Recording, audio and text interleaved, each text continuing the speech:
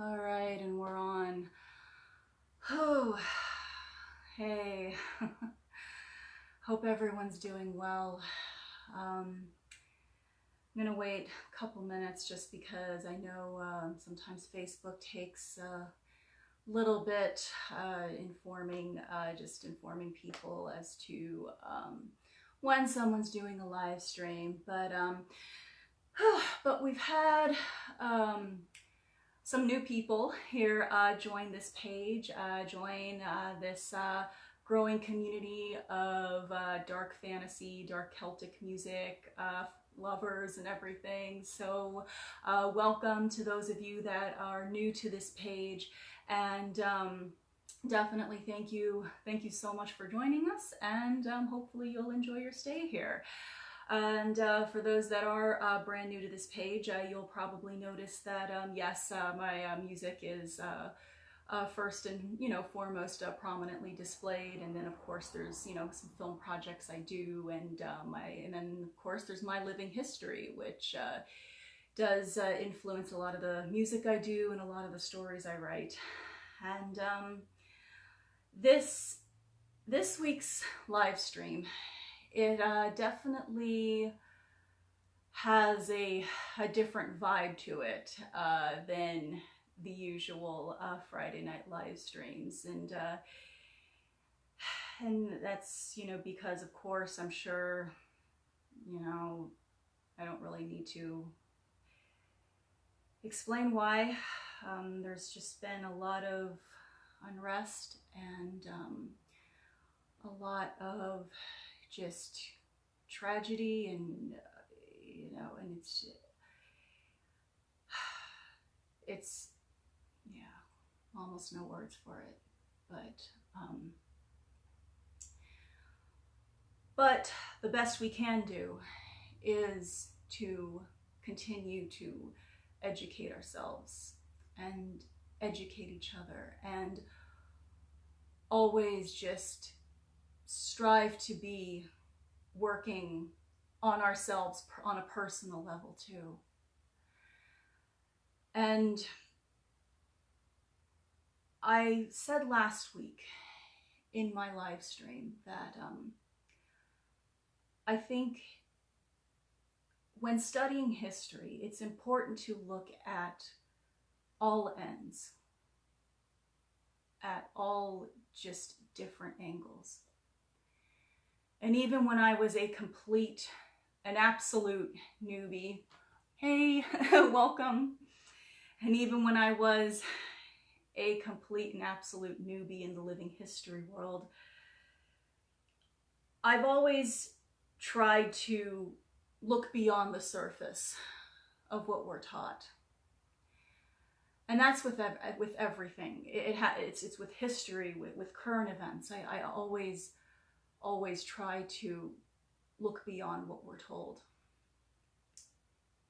And like I said, I mean, even when I was a complete newbie in the living history and reenacting world, that was one of my goals.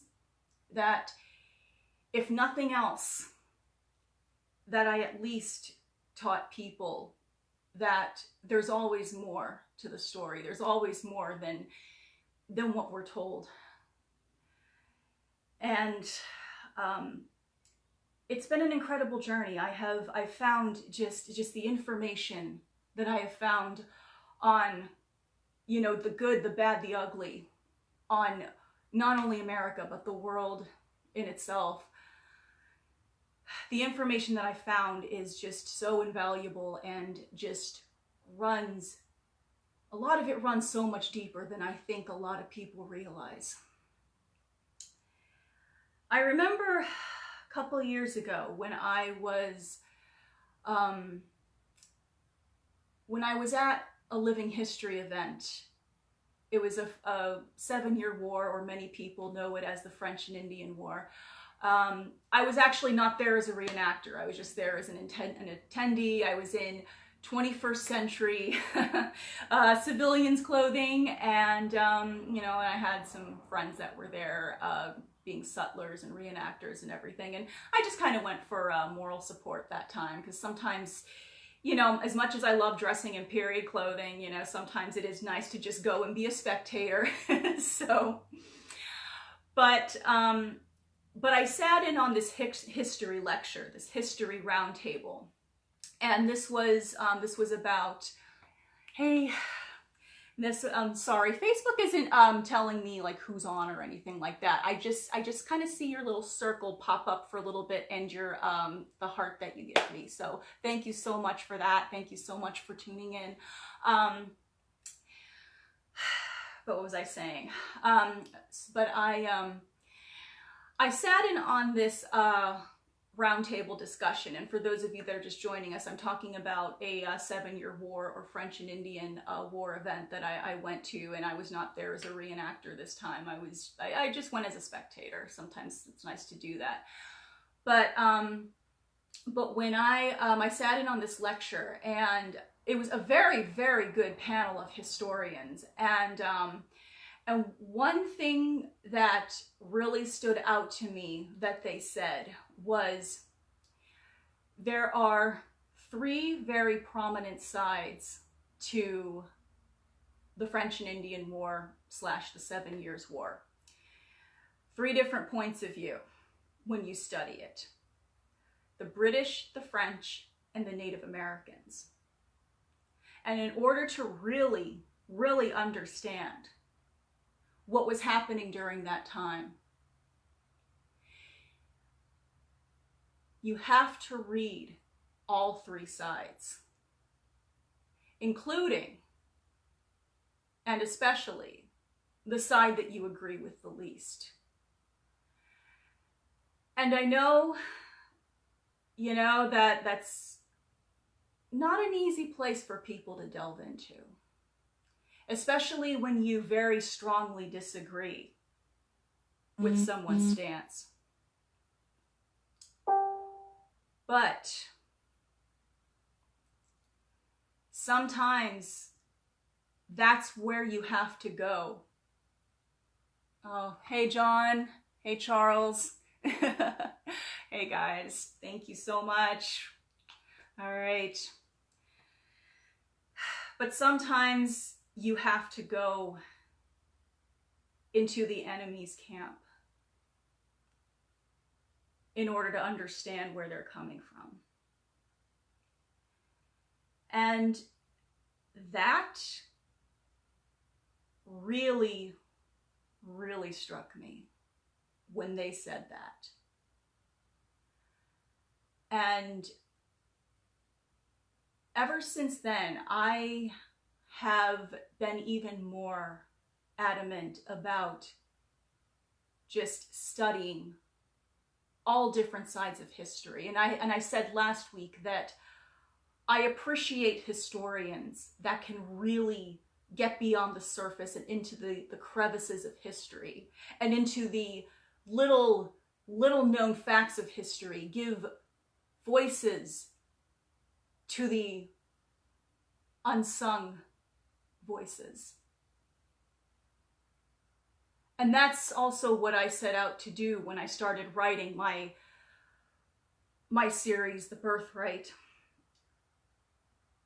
For those of you that have read it, or even if you haven't and you just read the synopsis for it, the story begins with 4 different families, 4 different patriarchs of 4 different families.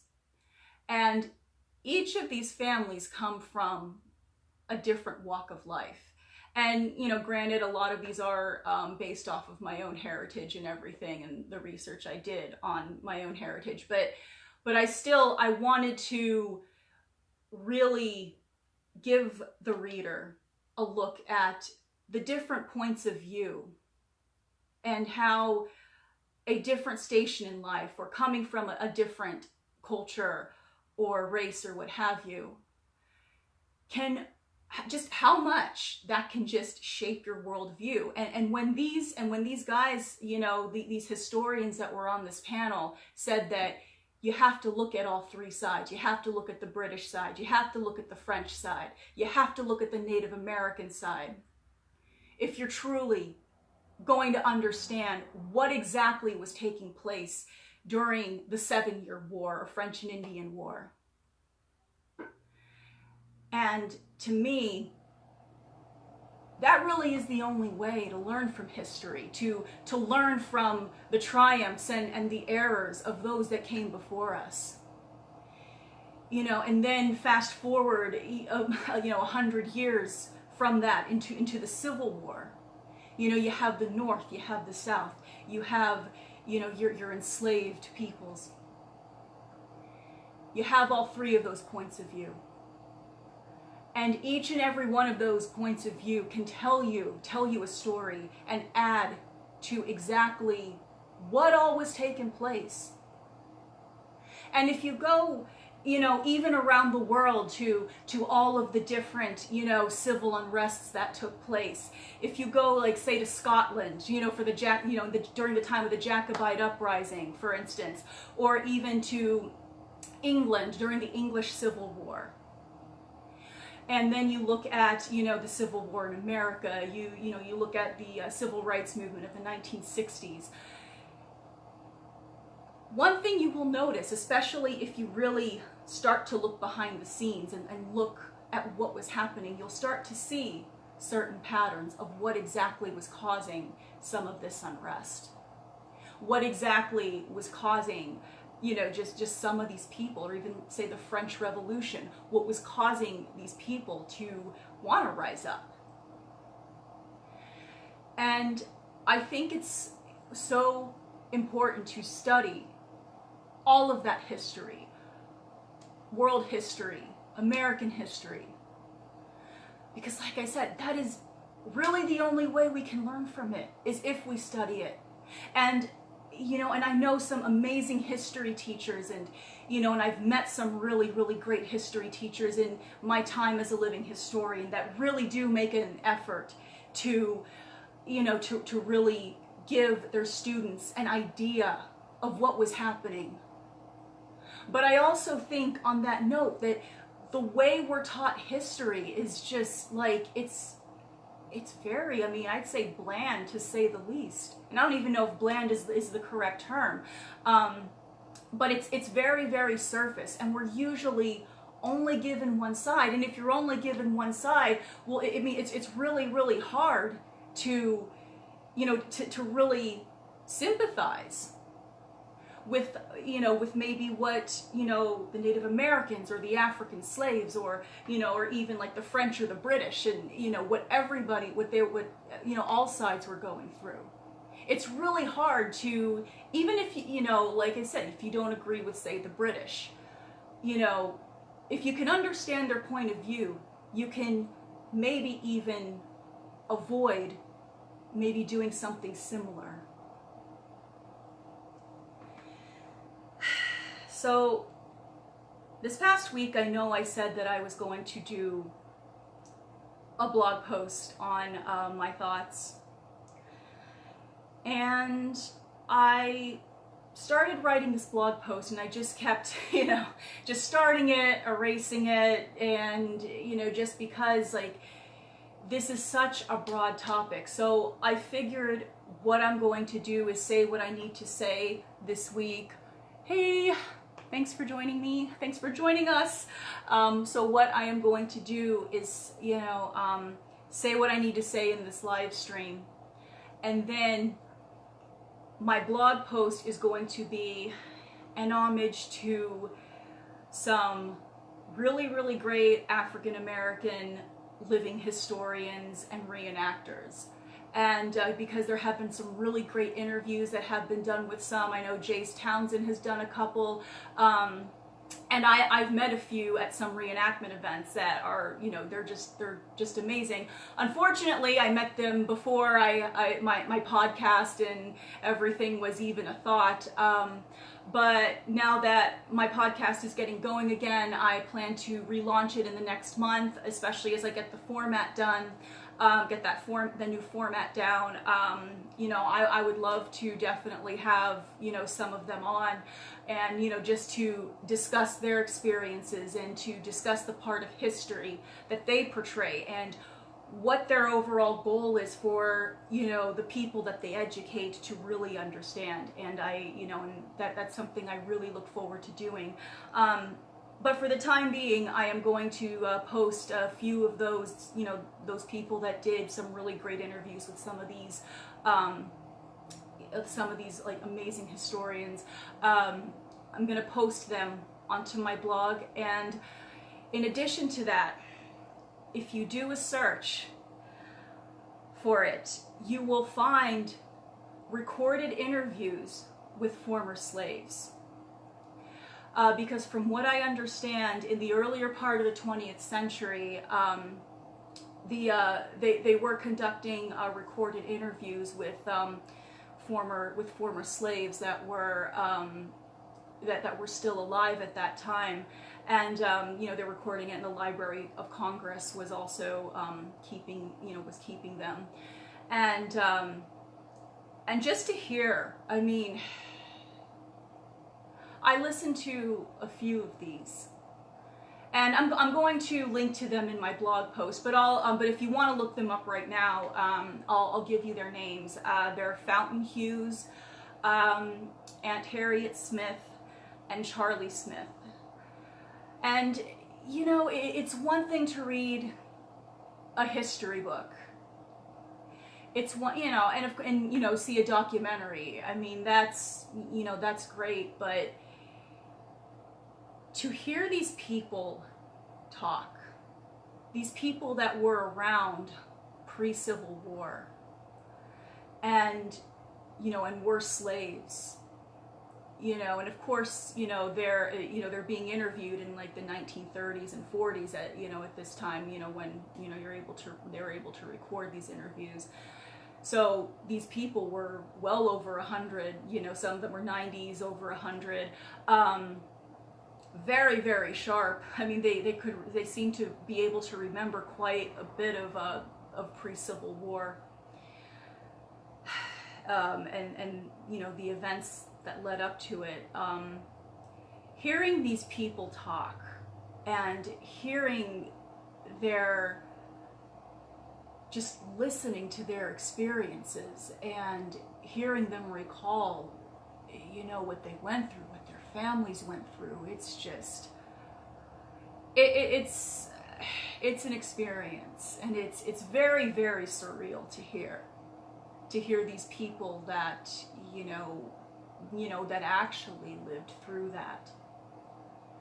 And, like I said, I am going to link to their interviews, but once again, if you want to look them up right now, their names are Fountain Hughes, Charlie Smith, and Aunt Harriet Smith. And even listening to them, each of them have a very kind of a pretty unique perspective and approach to how they recall, their times,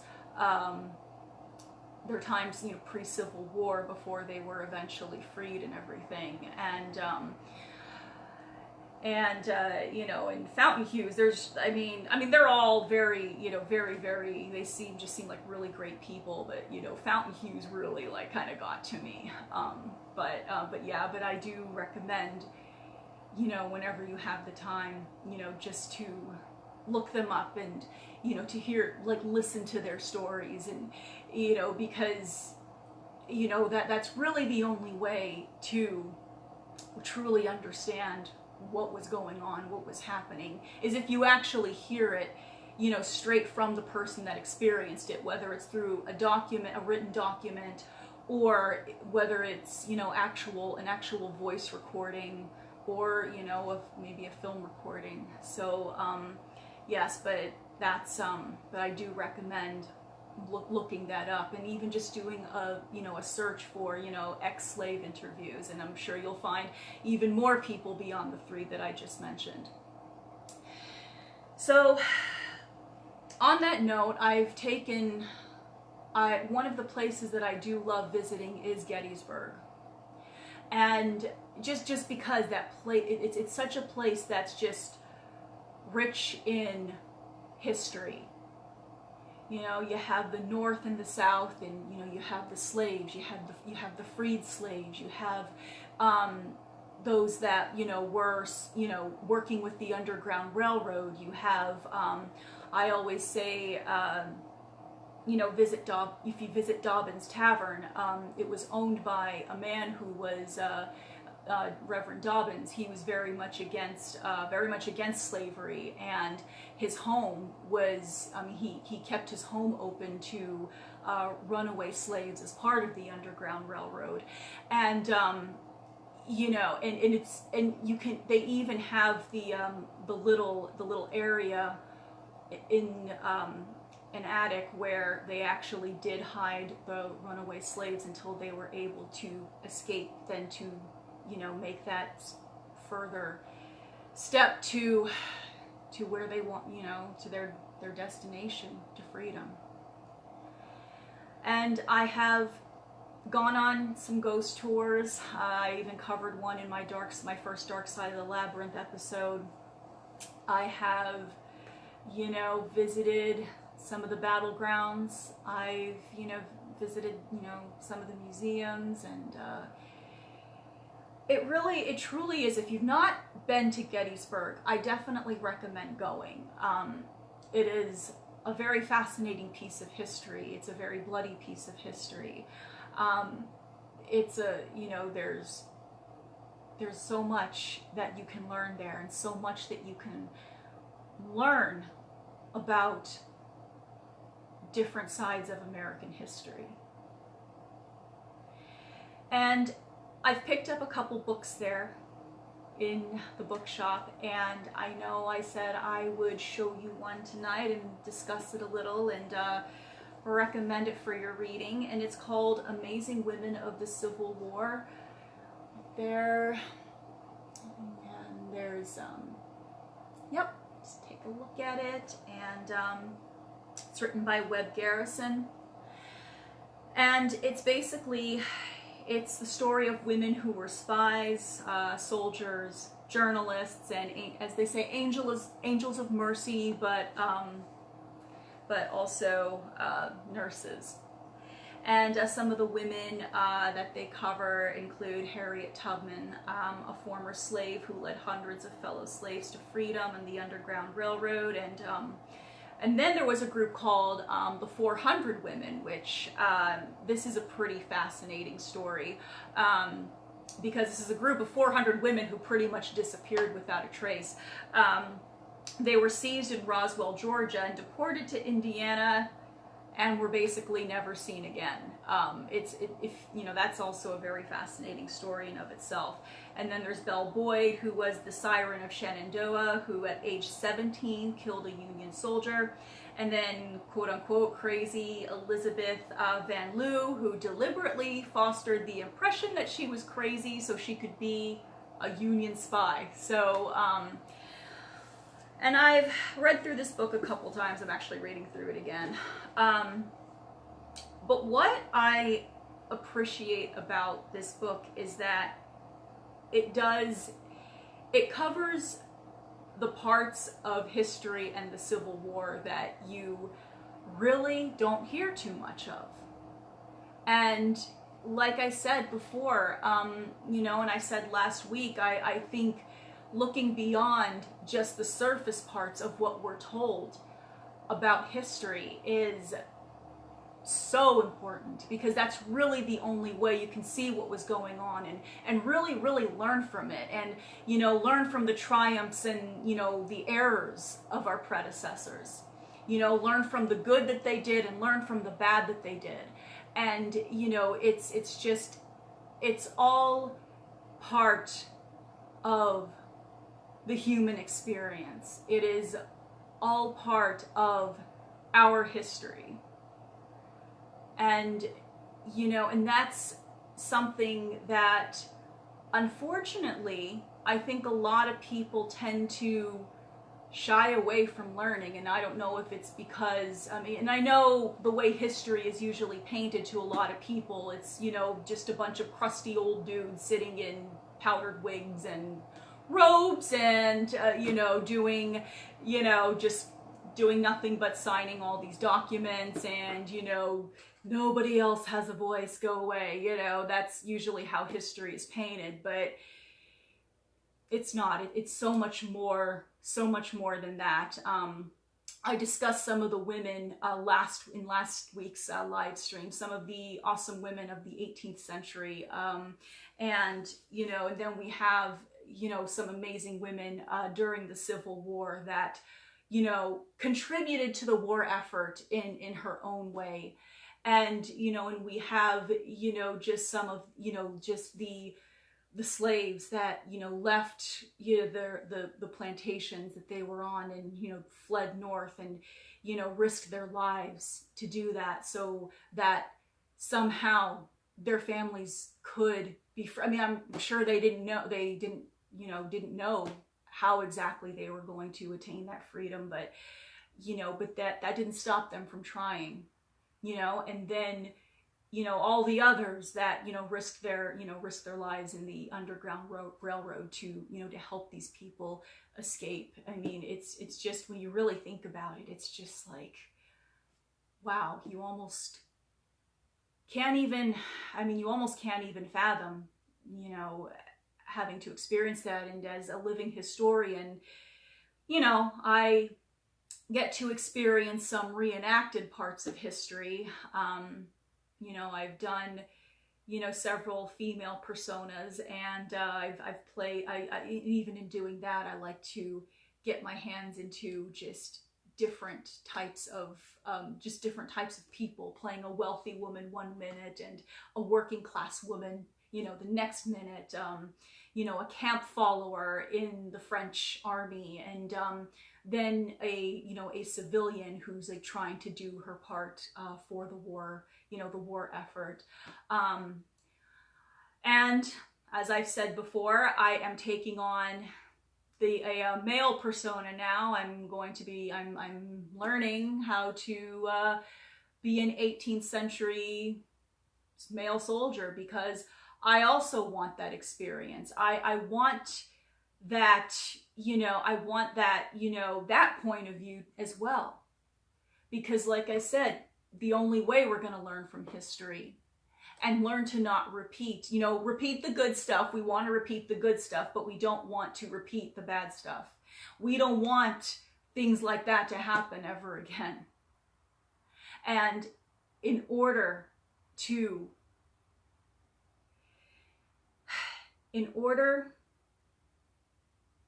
take that step forward, we have to learn from the past. We have to learn the good. We have to learn the bad. And yes, even though we might not want to, we have to learn the really ugly parts too. We have to understand humans.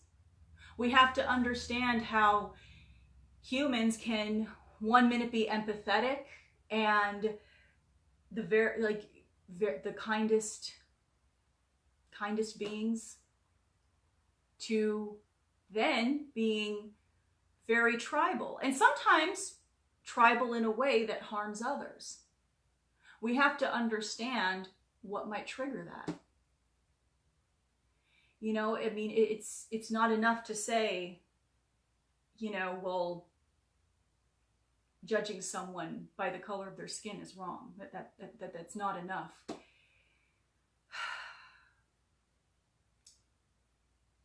We have to take that time, really delve into the crevices of history,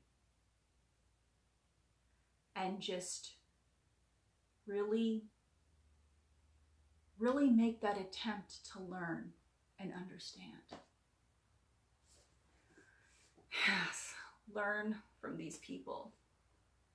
Learn from their mistakes. Learn from the good that they did. Learn from the battles that they fought.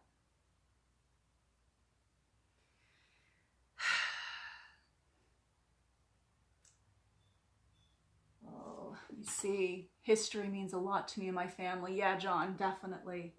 Definitely. Yeah, it means a lot to me too. Obviously,